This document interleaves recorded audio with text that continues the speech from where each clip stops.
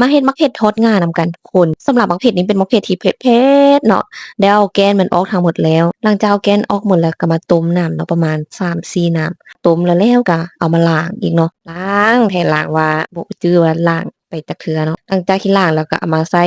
ให้มันสะเด็ดน้ำเอามาใส่อิหยังก็ได้เนาะให้เพื่อให้น้ำมันออกให้มันสะเด็ดน้ำหลังจากนั้นเฮาก็ปะไว้แล้วก็มาปรุงแป้งสำหรับแป้งนี้จะเป็นแป้งอันนี้เลยเด้อปรุงรสตามที่ว่าเฮามักเลยเนาะเฮามักแบบใดเฮาก็ปรุงแบบนั้น คนๆๆแล้วก็อย่าลืมมะง่าข้าวเด้อ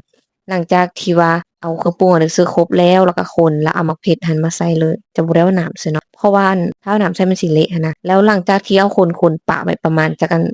5นาทีแล้วก็เอามาทอดลงหม้อเลยเนาะซึ่งว่าในการทอดนี่เราก็น้ำมันบ่ได้ใส่หลายเพราะว่าทำอิฐเอาใส่หลายแล้ว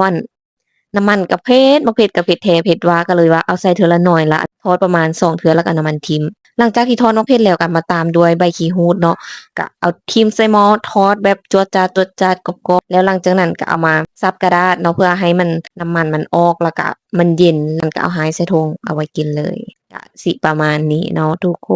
นแบบง่ายๆ